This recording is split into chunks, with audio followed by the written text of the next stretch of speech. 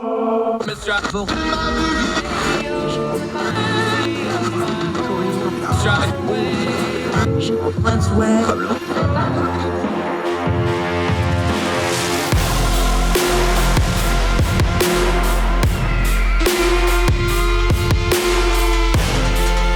host, Andrew Donaldson. This is Heard Tell. Welcome back to Heard Tell. I'm Andrew Donaldson. Thank you so much for giving us the most precious thing you have, your time, as we do what we try to do here. Turn down the noise of the news cycle, get to the things that matter, discern the times we live in, skip all the stuff that doesn't, skip the caterwauling, skip the hollering, talk, not yelling, discern the times we live in so we can understand what's going on around us. You may have heard tell that there's a lot of talk about ethics in Congress. Now, we talk about government accountability all the time here, and ethics in Congress is one of those things. It's kind of like, intelligence services, and you joke about how intelligent they really are. But ethics in Congress is important. It's also something that's vastly missing. We have things like the George Santos situation, where he's now not only going to be seated, and not only are they not going to kick him out of Congress, but they're going to give him committee assignments. Heck of a job, Kevin McCarthy, holding the line on that one. Nonetheless, all these things have brought up that the new rules package that the GOP Congress has brought in has changes to how they investigate ethics. And of course, things like Santos are just the glaring things, but there's multiple investigations into multiple congressional members at any given time, both parties, and the party in charge, of course, has a say in who sits on those committees and those things. Let's go to Punchbowl News for a minute, because this is important to kind of hash out. I want to talk about how ethics investigations are laundered. No, I don't mean air and dirty laundry, although we could probably use some of that in Washington too. I'm talking about like money laundering. You take dirty money, you run it through a front business or two or three, and you pass it through a couple accounts, and eventually it's clean, as in it's harder to trace where the original problem was, even though it's still dirty money. Ethics complaints in Congress get laundered. Let's go through how this works. We're going to rely on our friends over at Punchbowl News. By the way, if you don't sign up for their free newsletter on Congressional Goings On, you're missing out. You need to do so. It's free on their Substack. We'll link to this. Punchbowl News. This particular piece was written by John Bresnian. I hope I'm saying that right. But the rules package recently approved by the House party on a party line vote essentially puts the OCE, that's the Office of Congressional Ethics, the independent ethics watchdog, on hold, at least until House Minority Leader Hakeem Jeffries can name 2 new Democratic board members, which we'll get to in just a second, 2, possibly 3 board members, depending on who you ask. And the House Republicans include a provision that impacts the OCE staff, although there's confusion on that too. And here's the explainer on it. The rule package imposes term limits on all those OCE board members, 3 from each party plus an alternate. Under the new restriction, board members can only serve for 2 Congresses. Remember, those are only 2-year terms, so 4 years totally. This is the same time limit OCE board members faced when the office was first created in 2008. However, only Democratic board members are impacted. Whether it's 2 or all 3 Democrats on the board is a little hazy. But all this matters because the OCE rule changes that the Republicans instituted. The GOP package states, and this is a direct quote from the rules package, the provision regarding appointment and compensation of staff shall be required an affirmative vote of at least 4 members of the board not later than 30 calendar days after the date of the adoption of this resolution. That means, continuing to read from Punchbowl News here, there has to be at least 1 Democratic board member in place along with the 3 GOP board members to appoint staff. If there's no staff, the OCE cannot function. And again, as with the board member provision, there's some question whether this affects only new or all the OCE staffers. Government watchdog groups have slammed the Republicans for these moves, accusing them of gutting the OCE, but that's not quite true. Number one, OCE doesn't have a lot of friends in the House GOP leadership. 2, Republicans have tried to get rid of the OCE entirely before, so you can understand why the watchdog groups think that. But here's the news. Again, Punchbowl News reporting here. Jeffries plans to name his OCE board pick in time to meet the 30-day deadline. The House voted on the rules package on January 9, meaning Jeffries has until early February to announce his picks. There are some restrictions on OCE board members. They can't have been lobbyists for at least a year, and they can't have run for several years after leaving OCE or engage in political activities while serving. These rules normally make it difficult to find board members, yet this controversy has Democrats looking to move quickly. But let's talk about Ethics Committee. Now, this is not the OCE, this is the actual Ethics Committee. Another change that Republicans implemented. that allows anyone to file a complaint with the ethics panel. Up until now, only lawmakers were able to file complaints. The public could now theoretically file with OCE, but not with the ethics committee. This cuts both ways. The knock on the OCE, which lacks subpoena authority or the ability to sanction members, is that it's a, quote, complaint factory, has grown up around it. Outside groups from both parties file a complaint, leak it to the press. The OCE calls for an investigation, as they are bound to do, and then the ethics committee finds no major violation. This results in a bad headline more than real checks on bad behavior, per the OCE critics. The ethics committee, though, doesn't have to disclose that it's received a complaint, meaning everything the secretive panel does disappears into a black hole. The OCE reports, on the other hand, eventually come out if they're sent on to the ethics committee. That's from Punchbowl News. Why do I call that ethics laundering, like money laundering? Because the House has a lot of say over how they investigate themselves. Things that they want memory hold get memory hold, and here's part of the process they have to do it. Now, controlling that process is what they're actually arguing about here. Who controls what and how? Obviously, the folks in power don't want heavy oversight. The folks out of power want a lot of oversight because they can use that not only to get the people in power held accountable, but can use it when they want to try to take power in the next election. You see how this becomes a big ball in a hurry. Ethics complaints go in. Some are unfounded and used to leak, like they said. And the ones that really have some important stuff in it tend to disappear if the member has enough clout to make it happen. This is why you only usually see people, and goes back to this George Santos situation. He's only going to get kicked out of Congress if the GOP leadership has an incentive to do so. Let's take another person, Madison Cawthorn. Now, he didn't get run out of Congress, but he did get code-redded. I use that term quite a bit lately. What code-redded means, of course, it comes from a few good men. Somebody orders a code red when they want to get rid of somebody or teach somebody a lesson. Okay, in this case, with Madison Cawthorn, it was Tom Tillis, the senator from North Carolina, who had a personal beef on a couple levels and was just generally offended by the very existence of Madison Cawthorn and all his hot mess. He ran a code red. They went and got all the Oppo research, they dug up all the dirt, and they just kept leaking it in the press until he was effectively politically dead. Killed his reelection campaign, he lost in his primary, and he scurried out of Congress without having really accomplished anything other than embarrassing himself and our country for having held office in the first place. That's a code red. They ran him out. They just stacked up the bad information until he had to go away. That's about the only way you get rid of a congressperson, is somebody powerful enough that doesn't want him gets rid of them, or there's a big political incentive, or there's a big public outcry. So that's how stuff actually gets done. They can use the ethics committee and they can use the OCE to do some of that, but mostly, if they got enough friends and they got enough stroke, it goes to these committees and disappears. We've seen this from minor things like campaign finances and writing off things you shouldn't write off and things like that, to really serious stuff. Don't forget, it wasn't that long ago we had quite a tussle in the Congress over sexual harassment and worse allegations about how certain members were treating people and staff and even other members. This is serious stuff that Congress does not take seriously, because we do not have a serious Congress, especially this Congress, which looks like it's going to be an absolute utter circus. So yes, ethics are important, but we're all adults here. The people that are in charge of watching their own ethics are going to wash and launder them to make sure they look as good as possible, unless there's some real incentive. It's on us, the people, to make sure they have an incentive to not do nonsense like this.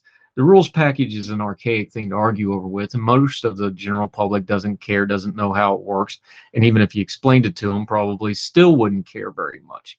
But we should, and in a bigger picture, we should pay attention to who wants to tinker with the rules, because it tells you a lot about how they plan on exerting their power. When our Democrat friends get in charge next time, we need to hold the same standard to them. Ethics are important. Our Congress doesn't have them. And if we don't hold them accountable, that's mostly our fault. More Heard Tell right after this.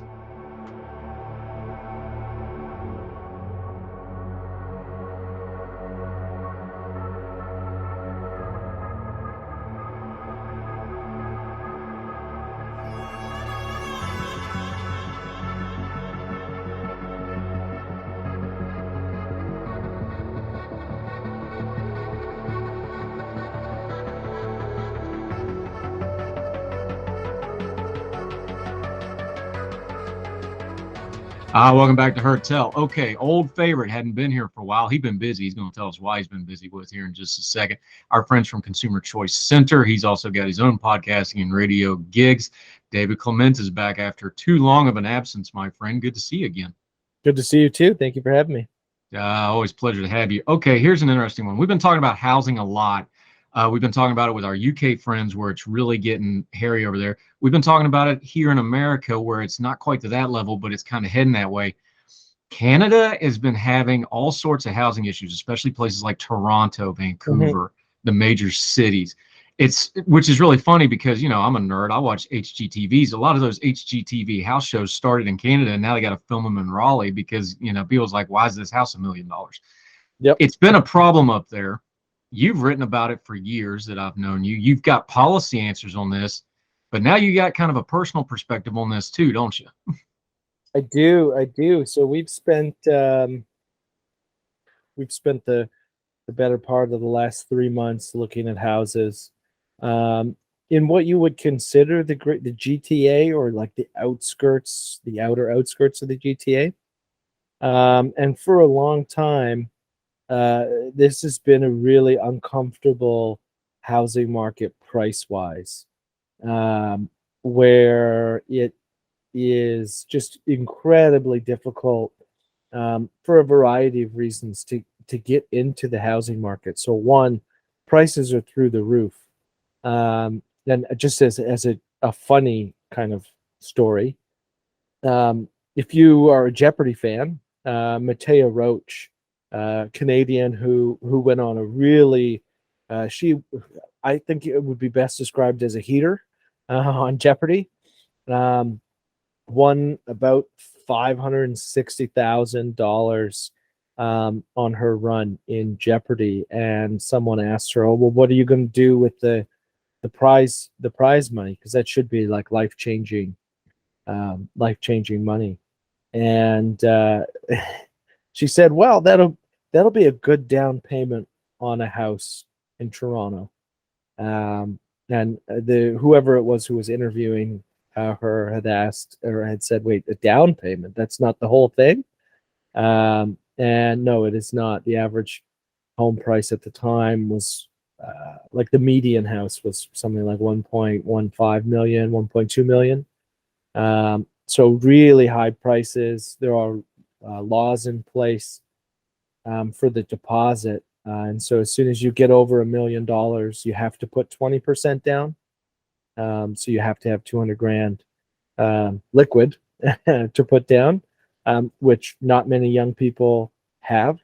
That's like decades worth of savings for your kind of ordinary millennial who's doing well for themselves, who's kind of cost and budget conscious. So it's very difficult. Now, some of those prices have come down recently. We're seeing a bit of a crunch with rising interest rates right now. I think a lot of people who were speculating on real estate, who bought, let's say, from 2020 to 6 months ago, are feeling the pinch because the mortgage payments with the rising rates don't match what you can get for rent. So the idea that you could, if you can't sell a home, you can just rent it, you're going to eat the loss. And so we're seeing a lot of homes come on the market where homes have sat empty for, let's say, 3-4 months, and that is just too much of a burn rate for a lot of people to stomach. And so houses are starting to go back down. They're dipping below the $1 million mark. Doesn't mean it's that much more affordable for buyers, because it's harder to qualify for a mortgage these days than it was 2 years ago, with rates being what they are. But we're starting to see some type of adjustment. It's not any type of collapse, I would call it, but we are seeing some sort of price adjustment, but not much of an adjustment in terms of overall affordability, unfortunately. Yeah, David Clement joining us. Here's the thing. We all talk policy stuff. We're pundits. This is what we do. We give ideas and throw stuff out there. Then when you got to go through it yourself, it kind of changes your perspective a little bit. Yep. Talk about that, because when you actually have to do it, here's the disconnect, and here's something I work really hard on, because it's easy to just sit here and say stuff into the microphone, into the camera, or write a piece and fire it off and get it published somewhere. That's one thing. There's a real disconnect between the pundit sphere and the talking heads, and especially the policy sphere, which is its own separate thing where people just sit and do the think tank thing. And I'm not knocking them. That's what they do. No, There's a big disconnect between that and the average person that they're supposed to be reaching. There's a communication gap. There's, dare I say, sometimes an empathy gap of like, hey, this stuff is hard to implement, and even the best ideas implemented wrongly can be a disaster. Talk about that part of it, because like you've been talking about housing since I met you a couple of years ago. Now you went through the process. It should refine how you think about an issue like this, right? Yeah. So I think the biggest takeaway for me is, so let's say we saw 30 houses. I would say that 20 of them were vacant. So that suggests to you that they're investment properties. They're not, primarily speaking, they're not someone's primary residence that they're moving out of. So the folks on the left kind of see that as the boogeyman, like that's the reason why housing is so expensive. Ultimately, I think I downplayed the extent to which people are speculating on real estate. So I was probably wrong in terms of how large that section of the market is. But what's funny is I still think that my policy prescription is accurate to try and solve it. Now, some of that is correcting for itself with rising rates. But the policy prescription, I've always said, because people will complain, they'll be like, oh, on the right, the boogeyman is foreign buyers, right? We don't want foreign buyers. We have to ban foreign buyers. On the left, it's banning, let's say, a second property purchases or third, wherever you draw the line. But realistically, I think the answer, if you want to see if those people are in air quotes bad, and I don't think they're necessarily bad, they're responding to incentives. If you want to stick it to them, the best way to stick it to them is to increase the housing supply and create a lot more competition in what's on offer in the market. And we're starting to see a lot more effort at the provincial level on that. The Premier of Ontario, Ontario's governor for American listeners, is wanting to build over 1 million new homes to try and alleviate some of this crunch. I think that's really the best way to stick it to investors or to foreign buyers, is to create competition where you don't see that asset inflation of 15-20% per year. I mean, so a single family home in the greater Toronto area throughout the pandemic outperformed and all of the major hedge funds on Wall Street in terms of returns. That is completely unsustainable. And the best way to counter that is to just increase supply so that you have more options for people looking to enter the market. But more importantly, you have more options across the spectrum for people entering the market. So if I think back to my sister's generation, she's 10 years older than me. They had the opportunity to buy something modest as their first home, live there for 5 or so years, have a child, kind of outgrow that house, and use the equity to then move up the housing ladder. That doesn't exist at all anymore. If you're a millennial and you have kids, it's essentially you're renting in that type of modest home. You're then outgrowing it, and you're taking a big leap to that kind of more forever home, the type of house you can live in for let's say 20, 25 years. So that's the uncomfortable situation a lot of folks like myself are dealing with right now, is being able to make that leap, which is very tough. But I do think at the end of the day, the best way to counter any of the boogeymen out there is to just increase supply and do so in a meaningful way, which we are starting to see some YIMBY, yes in my backyard pressure with the decision makers in the provinces, who are ultimately the final say on a lot of the provinces, and the municipalities are the final say on housing.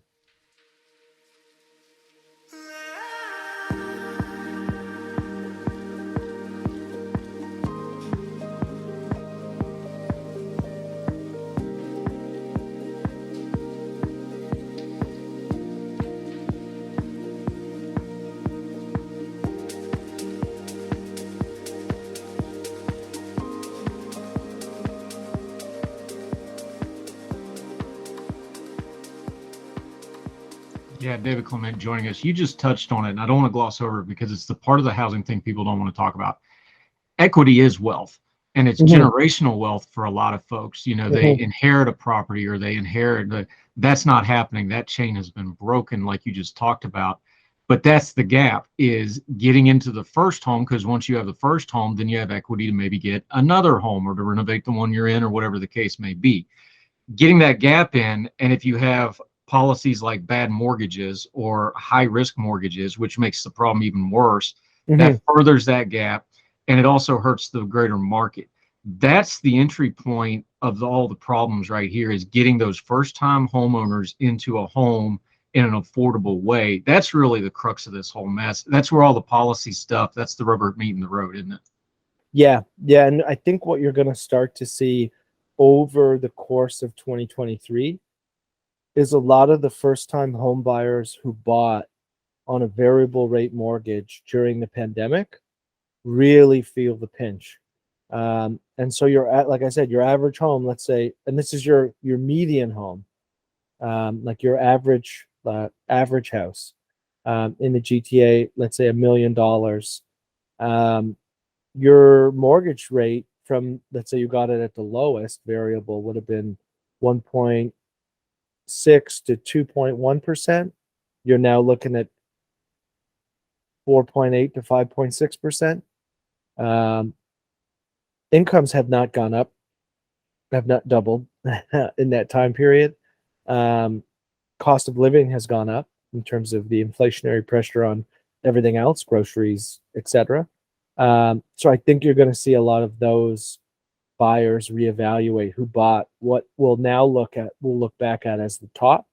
They bought at the top at the cheapest they could afford, interest rate wise at the top, and they're going to be either stuck trying to refinance fixed at a much higher rate, to try and lock something in that's somewhat affordable, or they're just going to feel the pain for a long time, because as a lot of people don't realize that, like, interest rates now are nearing the historical average. This is like normal interest rates, not they feel exponentially high, but in the fullness of time, they're actually about average. And so the people who are banking on interest rates to go back down to um, to low twos, high ones, I think are dreaming, and they're going to really feel it if they don't plan financially for that reality. Yeah, David Clement joining us. That's a good point you bring up about the interest rates, because that's been making headlines. For folks that aren't following Canada politics and the economy, which is not most of the world and probably about half of actual Canadians, what's kind of the headlines that folks should actually be paying attention to? You just mentioned it, the interest rates are up, but if you look over them historically, they're not, outrageously up. It's just comparatively up. Mm-hmm. There's a talk that the recession now may be deeper than they thought in Canada. The Bank of Canada has had some headlines and some press. The Trudeau government has obviously been talking a lot, quite frankly, kind of scattershot about different things, but they're talking about this. What's the outside observer that hasn't been keeping up with Canada? What should they be paying attention to that's been happening in the last few months that's really going to be the top line item going through 2023, do you think? Yeah, not to be too much of a doomsdayer, but I think that a recession is imminent. Um, Often we'll hear from the federal government about job growth, but they'll very conveniently ignore where that job growth is. And so if you announce that we've overshot our job growth target, that's great. However, if 60, 70, 80% of that job growth is in the public service, that is not positive. Not necessarily because we don't need those jobs, maybe we do need them. But that is not the same as private job growth, and wealth generation in the private sphere, because ultimately those salaries and those jobs are paid by taxpayers. In order to pay those, you either run higher deficits, which furthers the inflation problem, or you're increasing taxes at a time when people are already stretched, on their mortgage payments, on their grocery bills, on their gas taxes, you name it. So keep an eye. I would say be skeptical of when some of these job figures come out in terms of where the jobs are. That's an important one. I would say that inflation is probably going to linger for longer than a lot of people first argued. I mean, we saw the same thing with the Biden administration, saying that this inflation is transitory. It's because of Putin. It's because of supply chains, etc. Some of that was, of course, true at the time, but it is not transitory. This is a monetary phenomenon, which it almost always is. So it's going to linger for a while, and unaffordability is going to become more of a problem and a political talking point moving forward. That would be my kind of two big takeaways on what's next. And then the real question is, do the provinces have the guts to force cities to build more homes? Because that's the back and forth right now. Is the province says we want to do X, but local city councilors are the decision makers, and you have to create incentives or penalties for municipalities who do build or don't want to build. And the Ford government in Ontario has somewhat done that. They've said you can't development charges on new builds. There's a cap. You can only charge so much. And because of what municipalities were doing, and we noticed this looking at the property taxes of older homes versus newer homes, even though they were the same price, would be double. And so municipalities are offloading a lot of the infrastructure tax burden onto new builds, where your property taxes will be double from the get-go, in order to try and prevent having to raise property taxes on existing residents. And that's creating really weird mismatch where like so much as crossing one road can make a difference property tax wise. Although both houses are 900,000 or a million or 1.1 million, one will have a $6,500 a year municipal tax bill. The other will have a $3,500 a year municipal tax bill. So we're going to see some pressure from provinces to really force cities to get their act together. And then what happens from that is the big question.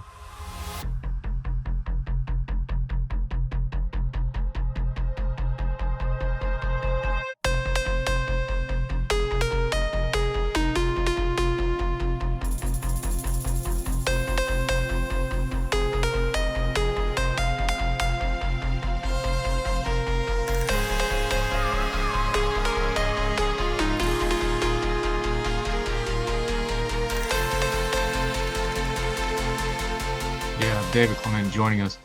Is that, you just kind of touched on it, is the provinces and the municipalities and the big cities and the governments, is that the primary dynamic to keep an eye on right now? Because it feels like, especially since the end of the COVID restrictions, let's just go back that far, although this is lingering stuff that's always been there to some level. Is that the dynamic to really pay attention to? Because it does seem like that's been elevated quite a bit, at least in the last year or so, both politically and culturally. Yeah, that is the dynamic to look at, because the federal government, in my opinion, is just tinkering at the margins. They don't necessarily have a role to play. It's not technically in their jurisdiction to handle much of housing, but there's a lot that the federal government now does that isn't in their jurisdiction at all, and yet they do it anyway. Like the Trudeau government's dental care announcement, that is not in the federal government's purview at all. Same with their childcare announcement, completely outside of the realm of what the federal government is supposed to do, and yet they're still doing it. And so if we've crossed that bridge, I don't see any justification for not adding housing targets into it. And I've long argued that if the Trudeau government was serious about getting municipalities to build, they would just withhold federal infrastructure money based on growth targets for especially these high demand areas. They haven't really, the Trudeau government has taken kind of a lukewarm approach to that. There's not much teeth to it. The conservative leader Pierre Poilievre has been a little more aggressive, where he said cities over 500,000 would be under essentially some set of review, where they have to meet a certain target or they don't get federal funds, which is a lot for these big cities because they rely on the federal government to help build things like subways and major infrastructure and transit and road expansion and all of that. So either the federal government needs to be much more aggressive, or the provincial government is going to have to pick up whatever slack's left behind and put that pressure on the cities to get this done. Yeah, David Clement, Consumer Choice Center, all kinds of stuff he does, writing and broadcasting wise. You mentioned it. We're 7 years, almost to the day, 7 years into Justin Trudeau now. Mm-hmm. I think we got a long track record here. He's got, 2 years or so before he's up again. Where are we at with him? Is there Trudeau fatigue? Is there a bit of a rut that this administration seems to be in a little bit? They're past the COVID stuff now, but the economy's not doing super great. People seem a little, they're not up in arms over it, but there is some discontent.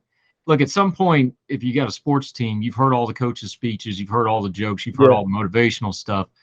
It kind of feels like we're kind of at that point with Justin Trudeau now. We've seen kind of everything in his repertoire. What does he do here going forward, do you think? So under normal circumstances, I would say that, this would probably be the last go for Trudeau, and that the Liberal, like if I was in the executive committee for the Liberal Party, I would be starting the process of, okay, when is he going to make an announcement that he's stepping aside? When are we going to have a leadership race to kind of revamp party membership and get things moving again? The Liberal partisans, especially the ones on Twitter, hate it when I say this, but the Liberal Party in Canada very much mirrors what the Republican Party looked like under Trump, where I think they will stay on board until the ship has fully sunk. When that is, I do not know. But just so much of the party is around one person, and revolves around one person, that there seems to be a reluctancy to move on. If I was a Liberal partisan, I would be one of the people who would be putting pressure on the party to pass the torch. They have really good voter efficiency. So because we have a first past the post system with multiple parties, the Liberals do a very good job of winning competitive ridings with 31, 32, 35% of the vote. The Conservatives do not have as good of voter efficiency as the Liberals, and they're really the only other party who could form government. So you can get 90% of the vote in Fort McMurray, but realistically, and this is no criticism to the fine people of Fort McMurray, every vote over that 50% mark has no electoral advantage for the Conservatives, which is why the Conservatives have won the popular vote 2 elections in a row, but not formed government. So some of that, I think, is weighing on maybe some of the reluctancy to start the retirement party for Trudeau. But I think it's necessary. If I'm forecasting, if we continue to see increases in crime in major cities, and some of it is hysteria, but some of it is very real, in the Greater Toronto area and Vancouver, and we start to see the recession kick in and people lose their jobs or and things like that, or lose their homes as a combination of the two, that is a ripe time for a Conservative to come along who is fiscally minded, who is maybe more of a law and order candidate, to attract the middle centrist voters in the suburbs, which is what the Conservatives need. So if I see that on the chessboard, you have to be having a conversation within the party if you're a Liberal and say, okay, well, how do we counter this? Because the fatigue is only going to get worse. The economic turmoil will most likely continue to get worse. And the other factors at play here should mean that in theory it would be the Conservatives' election to lose, but they are also notoriously good at losing elections that are theirs to lose. So I'm not putting I wouldn't take that statement to the bank. Yeah, David Clement. That's a universal principle, I think, Yeah. snatching victory from the, jaws of defeat and then putting it right back down the gullet of defeat. An interesting sideshow to some of that. One thing that affects all Canadians, of course, is Canada's national healthcare system. Mm-hmm. We use it in America as as both a mott and the Bailey for healthcare discussions, but you all actually have to live with it, deal with it, and handle it. Yep. Interesting crack in the system here. Doug Ford, the Premier, of course, of Ontario, who's an interesting character in his own right that you love to talk about, I do. is having a little bit of a foray into privatized healthcare. Now, Trudeau's kind of really keeping an eye on this, and he's made some wide swath statements here. It's a small thing. It's a little thing. I don't know how much it'll amount to anything, but it is an interesting thing. Mm-hmm. We'll see how it pans out in terms of what it actually looks like in practice. But the idea is that we just have private service providers or alleviating all of the backlogs that we see for a lot of the somewhat minor surgeries and things like that, routine scans, MRIs, and things that kind of fall into that category. And for American listeners, an example of like how severe it can be. So it's anecdotal, but it's my own. And this was before COVID. These problems in the healthcare system are not COVID specific. They were exacerbated by COVID, but they've existed for a long time. I had to have a minor sinus surgery. I think I went in. So from the time in which I first got referred from my doctor to the specialist was about 6 months. I went to the specialist and she said, okay, are you available for surgery? And she gave me a date. It was like March 2019. And that was 8 months from when I saw the specialist. So we're talking well over a year total time from like the I have a problem that needs fixing to actually going under the knife. Now, for me, it was an inconvenience. It wasn't debilitating. But you have people who, let's say, don't have the luxury of working like I do remotely and with a laptop. Let's say you work outside, you build homes, you do all of those very important jobs, and you tear an MCL. You can't really afford to wait 9-12 months for surgery. That needs to happen now. And so if we can get closer to those things happening now, it's going to be a huge benefit. And the way the Ford government is saying is there's no out-of-pocket expense. They're just billing the province. It's still single payer. These private clinics, doctors, etc., are just billing the province through your OHIP card, which is your provincial health card. So when framed like that, I think it could be very good. How it pans out, the jury is still out. But if we have more options to use our healthcare dollars, essentially, to get quicker service, that is a huge plus.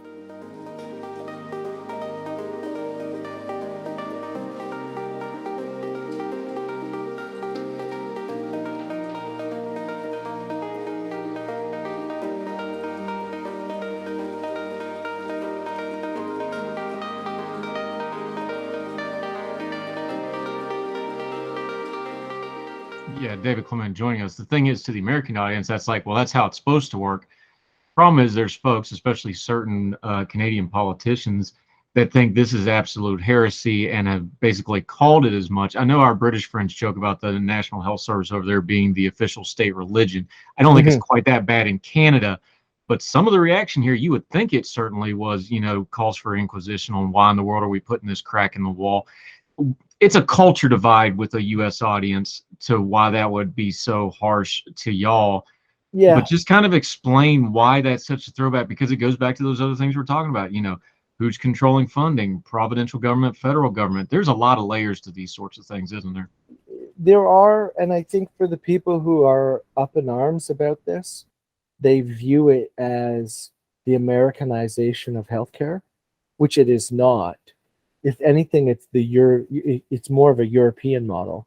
And Canadian politicians who want healthcare to be 100% public, meaning from the insurance card that you have to the doctor that you go to the surgeon, to the literal building in which you have that surgery, to be owned by the government.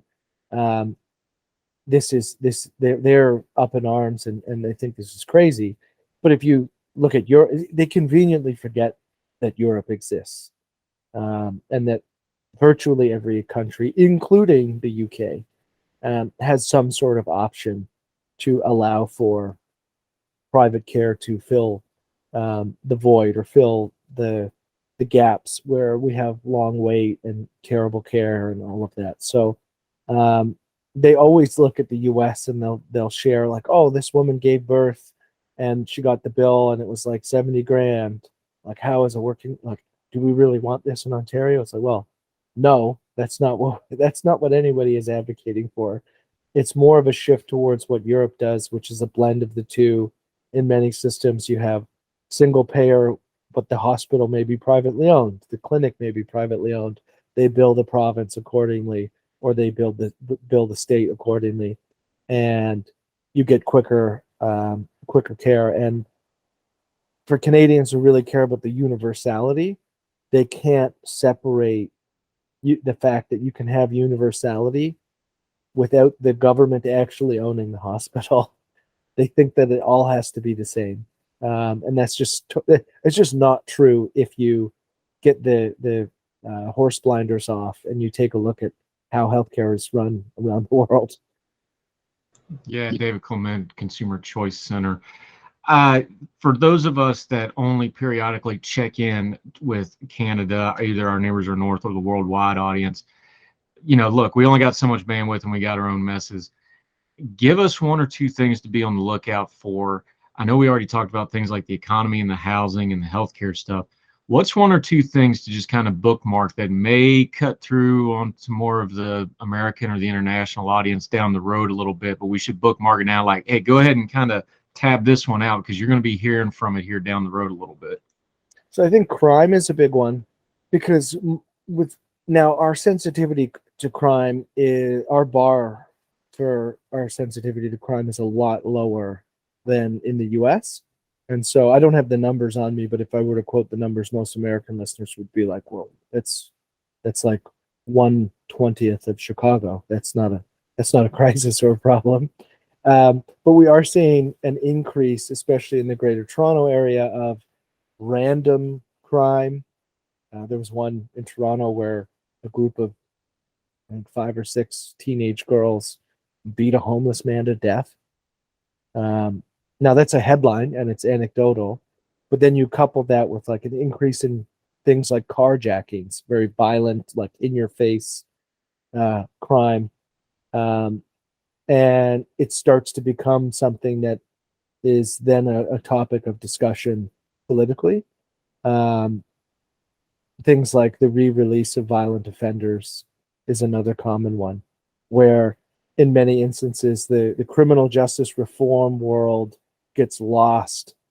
And I say this because I'm definitely in the criminal justice reform world in terms of victimless crime. But I'm certainly not in regards to violent crime.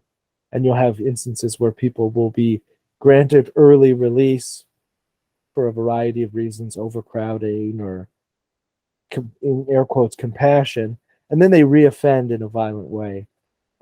As that continues to happen, it becomes campaign fodder for the Conservatives. And so I think we'll see that become more of a talking point. Not to the same extent, not to US levels, but it will become a major conversation. Yeah, David Clement, Consumer Choice Center, been a friend of ours since the beginning. I started doing broadcasting and writing, which I appreciate greatly, sir. I didn't throw you your softball about liquor in Canada. We'll talk about that next time.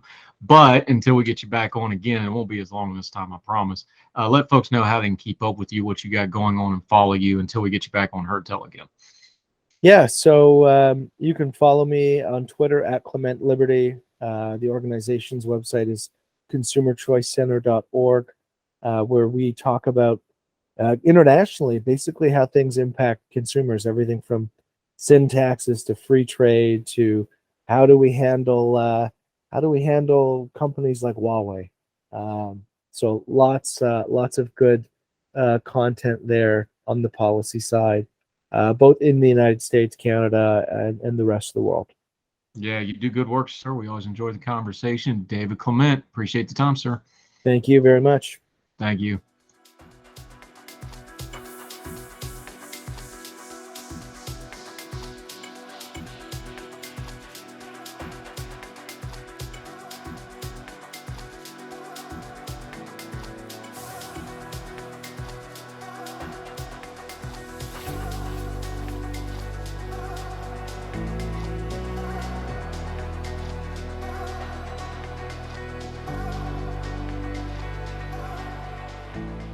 Back to Heard Tell. Let's end on a good note. Haven't done one of these in a while because we've been doing some interview heavy shows and I've had some other things going on.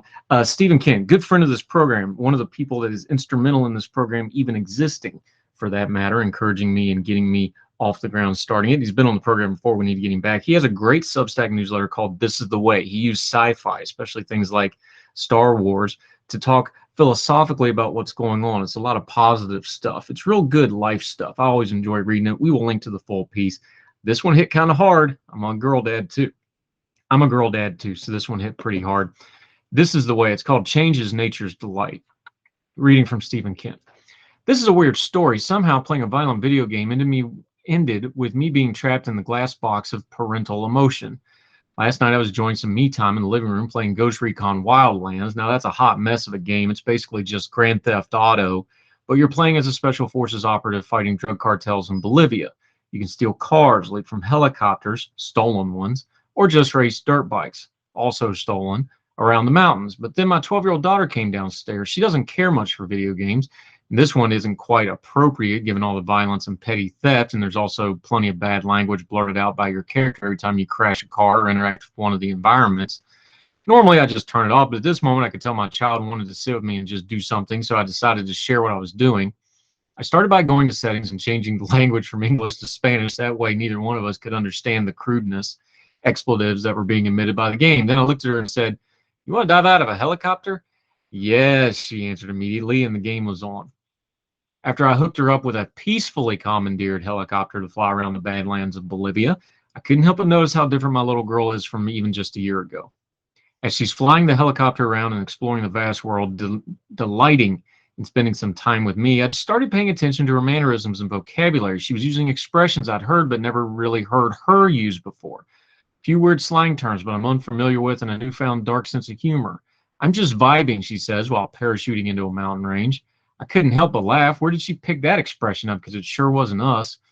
Looking at her next to me, she's wearing jeans, a baggy t-shirt, and a jacket. For 3 long years, my daughter had been wearing exclusively khaki clothes in honor of her hero, Steve Irwin, and his daughter, Bindi. We called her the khaki kid because she literally only sports a Dickies khaki button-down shirt, tan shirt, and pants. 3 years is a long time to have a singular fashion choice. And it suddenly ended around Thanksgiving 2022. Not sure when, why, or how that happened. It just did. She added camouflage pants to the rotation, slowly at first, and then all the time. No more khaki. Wasn't until Christmas I noticed it was camo everything. Camo pants, camo top, camo headband. Khaki kid might be gone. A parent notices these things and quietly mourns.